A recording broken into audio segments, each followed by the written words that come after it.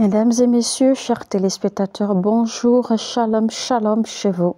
Alors installez-vous confortablement car aujourd'hui nous allons recevoir encore une fois le prophète Lovy Elias dans le message intitulé « Stratégie pour recevoir efficacement de Dieu ». Rapidement, je vais vous expliquer un peu quelque chose de spirituel, quelque chose qui a un sens purement spirituel. Vous savez, il y a un langage particulier auquel Dieu répond, puisque Dieu communique dans un langage particulier. Malheureusement, le plus grand désavantage que nous avons en tant que croyants, c'est que nous ne sommes pas encore arrivés à comprendre réellement qui nous servons. Ce que je veux dire par là, c'est que nous ne sommes pas encore arrivés à comprendre le Dieu que nous servons. Vous savez, si vous ne maîtrisez pas qui vous servez, si vous ne connaissez pas véritablement la personne avec qui vous êtes dans une relation, eh bien, il y a de fortes chances que vous détruisiez cette relation. Et cela, ce ne sera pas parce que votre partenaire n'est pas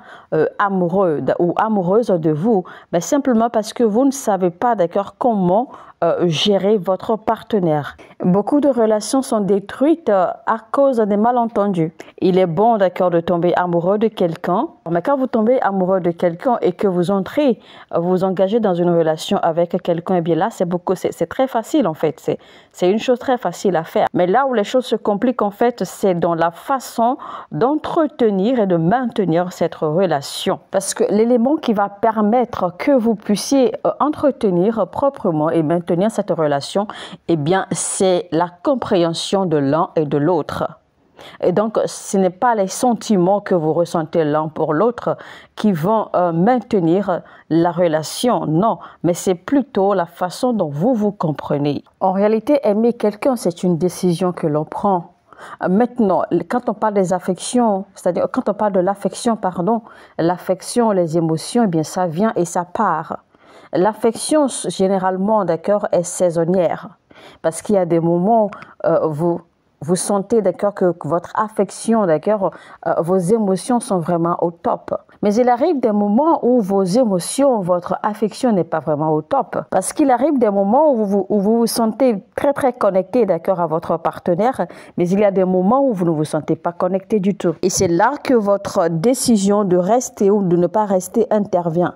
Parce que c'est votre décision, d'accord, d'être avec votre partenaire qui déterminera combien votre relation va durer. Si Dieu devait mesurer sa relation avec nous sur la base de comment nous le traitons, eh bien, je pense que nous serions tous en enfer présentement. Mais Dieu mesure sa relation avec nous sur la base d'une décision personnelle à lui, parce que c'est lui qui a décidé de nous avoir comme enfants et d'être avec nous. Donc, il nous connaît très bien, il sait exactement comment nous sommes. Dieu connaît très bien la nature de l'être qu'il a créé et pourtant il a décidé, d'accord, de nous avoir comme enfants et de demeurer connectés à nous pour l'éternité. Et donc, Dieu sait que nous sommes faillibles, Dieu sait que nous sommes menteurs, Dieu sait que nous pouvons trahir, Dieu sait que nous pouvons poignarder, Dieu sait que nous pouvons faire toutes choses Dieu sait que nous pouvons manifester toutes sortes de vices. Dieu sait que nous pouvons commettre beaucoup d'erreurs, mais voici, il a plutôt choisi, malgré nos défauts, d'accord, d'être avec nous parce qu'il se dit que lui, Dieu, il va nous aider jusqu'à ce que nous devenions la personne que nous sommes supposés être ou la personne que lui, il a désiré, il a eu en son dessein que nous devons être. Donc, Dieu joue toujours sa part de responsabilité. Il prend toujours sa part de responsabilité dans notre relation avec lui. Vous savez ce que nous ne savons pas, ce que nous ignorons en tant que croyants, c'est que quand nous parlons de l'amour de Dieu, Dieu aime, Dieu aime, Dieu aime. Oui, il est vrai que Dieu aime. Mais nous ignorons que Dieu peut se mettre en colère aussi. Parce que les mêmes émotions que vous pouvez ressentir en tant qu'être humain, Dieu peut ressentir ces mêmes émotions. Parce que n'oubliez pas, vous n'êtes pas celui qui a inventé les émotions. Les émotions ont été créées par quelqu'un. Les émotions sont venues de quelque part. Donc vous n'êtes pas les premiers, d'accord, à avoir des émotions. Ça a commencé avec Dieu lui-même. Dieu peut se mettre en colère. Dieu peut réagir. Il peut rougir. Il faut aussi savoir que Dieu peut être triste parfois. Donc, Dieu a aussi des émotions, mais il n'a jamais pris des décisions sur la base de ses émotions. Dieu est un Dieu juste et il prend toute décision basée sur sa justice et non selon ses émotions ou ses sentiments. Si Dieu, d'accord, devait nous voir ou nous réprimander ou nous gérer selon ses émotions, je ne pense pas que quelqu'un survivrait. Maintenant, il faut savoir qu'il est de votre devoir en tant qu'enfant de Dieu de connaître, de maîtriser le Dieu avec qui vous êtes en relation, afin de savoir que si vous faites telle chose, il réagira de telle façon. Si vous parlez ou si vous dites telle chose, voici comment il réagira. C'est-à-dire que vous devez être en mesure de connaître les réactions de votre Dieu, d'accord, à chacune de vos actions. Mais le problème dans le corps du Christ, c'est que beaucoup prennent Dieu pour un génie. Et ainsi, vous espérez certaines manifestations. Imaginez par exemple que vous priez et que vous demandez la protection. Pensez-vous vraiment que Dieu va quitter le ciel, il va quitter son siège et venir se tenir à votre porte pour vous servir de gardien? Mais non, je suis désolée, ça ne marche pas ainsi. Dieu va plutôt déléguer des anges pour veiller sur vous. Si déjà vous ne comprenez pas le fonctionnement, le mode opératoire du règne spirituel, eh bien vous avez déjà un désavantage dans votre relation avec Dieu. Alors de la même façon que vous entretenez vos relations avec vos frères, vos parents, vos familles, votre copain, votre copine, vos amis, etc., c'est de la même façon qu'il faut entretenir votre relation avec Dieu. Maintenant, à vous tous qui écoutez ce message, maintenant je vais vous dire, il faut savoir qu'il y a quelqu'un quelque part qui est responsable, qui est coupable de la vie de malheur que vous traversez présentement, de cette vie d'échec que vous traversez maintenant, de ces situations auxquelles vous faites face, de ces problèmes qui n'en finissent pas, de ces batailles que vous ne cessez de gérer. Il y a quelqu'un quelque part qui s'est levé et qui a juré, qui s'est dévoué de s'assurer que vous ne réussissiez jamais. Quelqu'un quelque part, d'accord, s'est engagé vivement à vous empêcher d'entrer en possession ou de voir les manifestations des promesses de Dieu pour votre vie et pour votre destin. Mais voici que malheureusement, le langage que Dieu utilise pour combattre pour vous, pour faire ces combats pour vous, pour pouvoir vous sortir, vous délivrer de là, eh bien beaucoup de croyants ne connaissent pas, ne maîtrisent pas. Et malheureusement, eh bien, c'est eux-mêmes qui vont à l'encontre des choses. C'est eux-mêmes qui rendent les choses difficiles. Vous savez, il y a une raison pour laquelle Jésus-Christ a demandé à ce que nous prions pour nos ennemis. Jésus-Christ ne nous a pas demandé, d'accord, de mépriser ou d'insulter nos ennemis. Parce que Jésus-Christ, en fait, maîtrisait, il connaissait très bien le cœur de notre Dieu, le cœur de son Père. Et donc, il savait aussi exactement la façon dont Dieu répondait, d'accord, face à certaines actions que certaines personnes posent. Ou je veux plutôt dire la façon dont Dieu réagit face à certaines actions, certains actes que certaines personnes posent. Alors, en tant qu'enfant de Dieu, vous devez connaître les signaux qui vous permettront, d'accord, de déclencher les réactions positives, qui vous permettront de déclencher, d'emmener Dieu à agir en votre faveur au moment où vous en avez besoin. Parce que Dieu ne fonctionne pas, il n'opère pas toujours en fonction de ce que vous déclarez ou de ce que vous faites ou ce que vous dites. Mais il y a des déclenchements qui peuvent amener Dieu à agir quand vous le voulez. Quand vous êtes par exemple dans les besoins très très urgents ou disons simplement que vous êtes dans les besoins et que vous prenez le temps pour louer Dieu, pour l'adorer, Dieu s'engage à prouver sa gloire dans votre vie. Si par exemple vous êtes en prison et que vous commencez à prier « Seigneur, délivre-moi », eh bien je peux vous assurer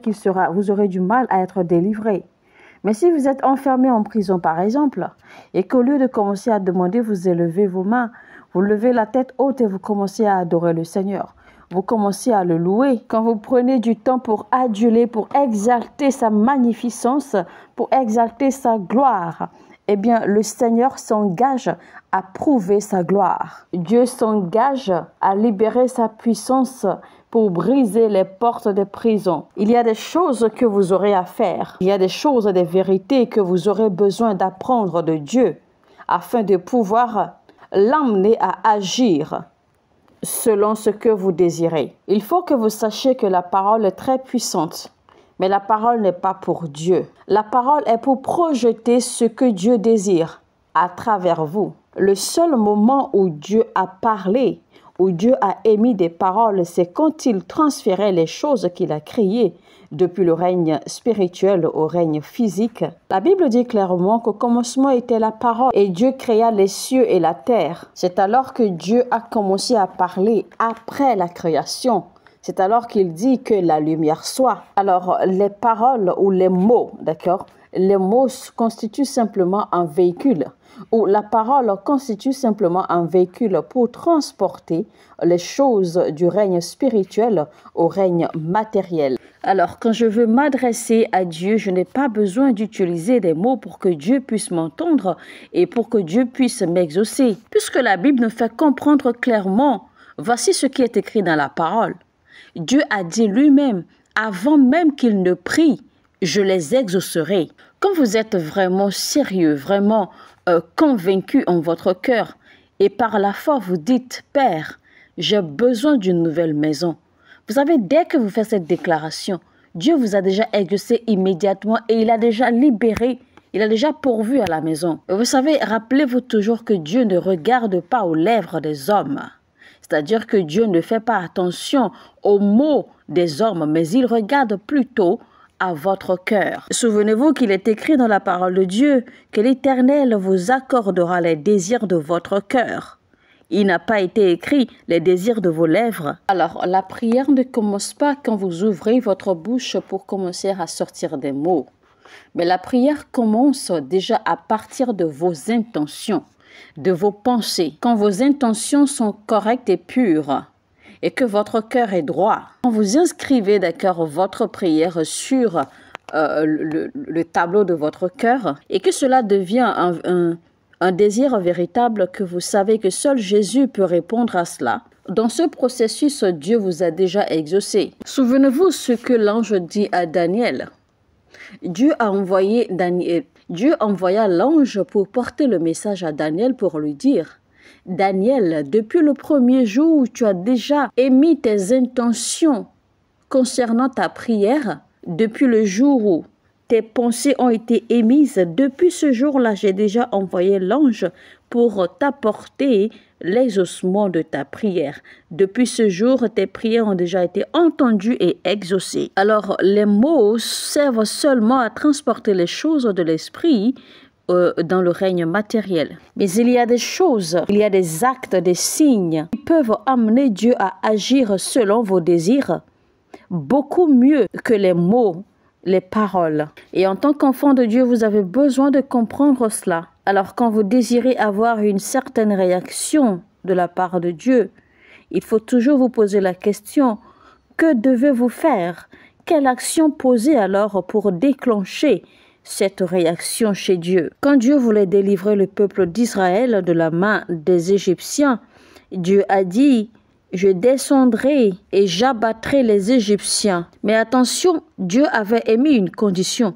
Il avait donné une instruction précise pour que cela arrive. Il avait dit au peuple de mettre du sang d'agneau sur les linteaux de leurs portes. Et vous savez, avec ce signe, en fait, Dieu n'a pas réagi positivement envers les enfants d'Israël parce qu'ils étaient nés de nouveau, et encore moins parce qu'ils étaient chrétiens. Quand Dieu a vu le sang sur les linteaux des portes des Israélites, pour ce signe en fait de sang, c'était un appel à la miséricorde. Donc Dieu, se connaissant très bien, il avait demandé aux enfants d'Israël de mettre le sang, d'accord, de l'agneau sur leurs portes en signe d'appel à miséricorde. Ainsi, vu lui, Dieu qui avait déjà décidé le jugement, d'accord, d'éliminer tous les premiers-nés de toute la nation, mais il a décidé, d'accord, de faire miséricorde aux enfants d'Israël. Et il a demandé à ce que les enfants d'Israël, d'accord, lui mettent tel signe précisément pour que lui, Dieu, puisse se rappeler que ça, c'était son alliance pour un appel à miséricorde. Dieu, se connaissant très bien, eh bien, il a envoyé son Fils unique. Il a utilisé son Fils unique comme sacrifice. Il a versé le sang de son Fils unique afin de faire miséricorde à l'humanité et surtout aux enfants de Dieu. Et c'est la raison pour laquelle chaque fois que Dieu nous regarde, il ne nous voit pas nous, mais il voit plutôt la miséricorde qu'il nous a fait à travers l'exécution, à travers le sang versé de son Fils à lui. Et c'est ce qui l'amène à nous faire miséricorde. C'est ce qui l'amène à nous bénir. Vous savez, nous avons du mal à comprendre les voies de l'esprit. Nous avons du mal à comprendre les voies du règne spirituel. Et donc, cela est assez difficile pour nous d'avoir accès au Père. Donc, il faut savoir que Dieu réagit à des déclencheurs. Donc, vous avez besoin de savoir comment tirer sur ces déclencheurs. Il est difficile pour l'Église moderne de comprendre les choses spirituelles. Alors, quand on parle de sacrifice, de semences, etc., ils veulent toujours tirer. Ils veulent toujours discuter. Ils veulent toujours douter. Ils veulent toujours analyser encore et encore selon les logiques humaines. Ils veulent tirer jusqu'à en finir. Et vous savez tout cela simplement parce qu'ils ne savent pas vraiment ce qui déplace Dieu. Ils ne savent pas ce qui émeut Dieu. Si seulement vous arrivez à comprendre la raison pour laquelle le Seigneur, l'Éternel Tout-Puissant lui-même a dû sacrifier son propre Fils, vous allez tout faire pour être une personne de sacrifice aux yeux de Dieu. Parce que vous aurez compris que Dieu ne rejette jamais et que Dieu ne renie jamais la voie de sacrifice. Mais si vous n'avez pas connaissance de ces réalités, vous ne comprendrez même pas pourquoi Jésus-Christ a dû mourir pour nous.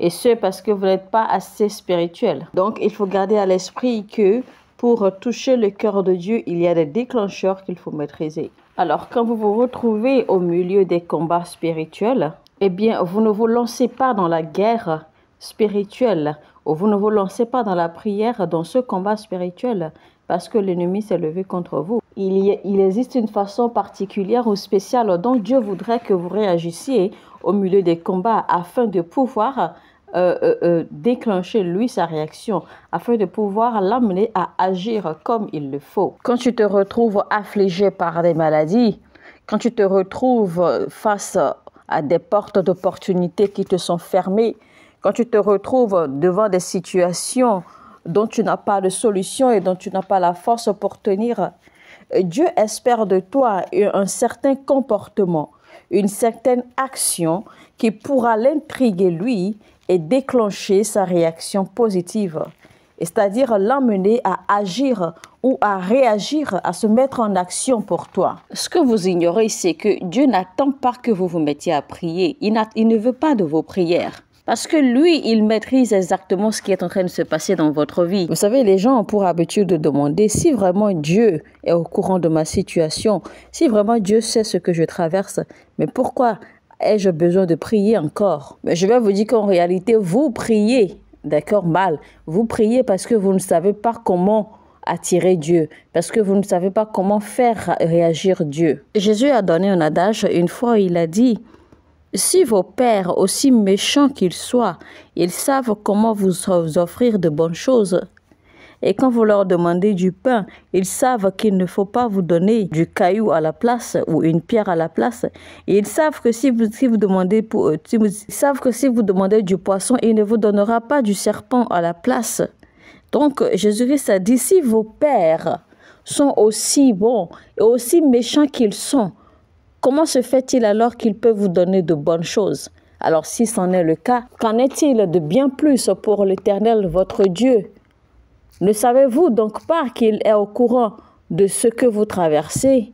Ou pensez-vous qu'il ne connaît pas votre situation? Et je sais que certains ont l'habitude de prier pour dire: Seigneur, dans le nom de Jésus-Christ, voici j'ai besoin d'un appartement, voici mon loyer à expirer et je n'ai pas d'argent pour payer. Seigneur, il faut que tu paies mon loyer aujourd'hui, il faut que tu paies mon ceci aujourd'hui, il faut que tu paies mon cela aujourd'hui. Mais je peux vous dire que ça, c'est une très très mauvaise prière. C'est une prière vraiment déplacée. Ne prenez pas Dieu pour un marabout ou un féticheur. ou une divinité, d'accord, devant qui il faut aller se prosterner et demander des choses. Parce que si vraiment Dieu est votre Père, eh bien c'est qu'il a la capacité, d'accord, de répondre à tous vos besoins. Parce que si Dieu est vraiment votre Père, eh bien, il a la capacité de pourvoir à vos besoins. Mais il existe une posture qu'il faut adopter pour amener Dieu à véritablement pourvoir pour vous, même quand vous ne lui demandez pas. Mais si vous ne vous positionnez pas d'une façon qui répond à l'Esprit de Dieu et qui répond à ses voix, est-ce que seulement vous savez que quand les enfants d'Israël étaient avec Moïse dans le désert, ils n'ont jamais prié. Mais rappelez-vous qu'ils étaient dans le désert. Ils n'avaient pas faim. Il ne manquait de absolument rien. Ils avaient tout ce qu'il fallait. Voilà qu'un jour, les enfants d'Israël se sont levés et se sont adressés à Dieu et ils ont réclamé à ce que Dieu leur envoie du pain frais parce qu'ils étaient fatigués de manger tout le temps de la manne et des œufs de caille. Et des œufs de caille. Et donc, ils ont réclamé que l'Éternel leur donne du pain. Et attention, les enfants d'Israël savaient pertinemment que dans le désert, il n'y avait rien. Il n'y avait pas de matériel. Il n'y avait absolument rien pour pouvoir faire le pain, pour pouvoir préparer du pain. Ils étaient dans le désert. Et pourtant, c'est eux qui demandaient du pain à Dieu. Et vous savez, la première fois où le pain a été mentionné dans la Bible, c'était dans Genèse au chapitre 3. Et si vous voulez savoir, sachez que même Adam, le premier patriarche, ne mangeait pas que de fruits quand il était dans le jardin. Il mangeait il mangeait bien évidemment du pain quand il était dans le jardin d'Éden. Quand Dieu disait à Abraham qu'il allait le retirer du jardin et que Dieu disait à Abraham qu'à partir d'aujourd'hui, voici, tu mangeras ton pain à la sueur de ton front. Vous savez, quand vous priez, vous cherchez des alternatives, vous cherchez des possibilités. Alors que vous avez oublié que vous êtes en train de prier au Dieu de toute impossibilité, le Dieu même qui crée des possibilités là où il n'y en a pas. Mais vous savez qu'avec Dieu, rien n'est impossible. Demandez-lui ce que vous voulez et il vous montrera qu'il n'y a rien d'impossible à lui. Vous bénir n'est pas impossible à Dieu. Votre élévation ne lui est pas impossible. Votre délivrance ne lui est pas impossible. Donc, il existe un formulaire qu'il faut appliquer pour faire réagir Dieu positivement. Il faut que vous compreniez aussi que Dieu parle parfois de façon indirecte pour vous emmener à réfléchir. Dans l'histoire de Moïse et le peuple d'Israël, quand ils ont quitté l'Égypte, arrivés devant la mer Rouge, tout le peuple d'Israël était inquiet. Il y avait beaucoup de murmures parce qu'ils étaient inquiets et ils regrettaient même d'avoir quitté l'Égypte parce qu'ils se demandaient mais où vont-ils passer? Par où vont-ils passer? Devant une mer, ils sont coincés, ils sont bloqués. C'est alors que Moïse s'est levé. Moïse leur dit, vous n'avez pas à vous inquiéter, n'ayez surtout pas peur, ne soyez pas effrayés, car vous verrez la main puissante de Dieu se mettre en œuvre. Et il a continué en disant, les Égyptiens que vous voyez aujourd'hui, vous ne les verrez plus. La Bible nous fait comprendre alors qu'après les déclarations de Moïse, Moïse s'est retourné vers la mer et alors a commencé à prier le Père. Et la Bible nous fait comprendre que immédiatement, dès que Moïse a ouvert la bouche pour prier, Dieu l'a réprimandé. Parce que Dieu lui a dit, mais pourquoi pries-tu, mon serviteur Moïse? Tu n'as pas besoin de prier.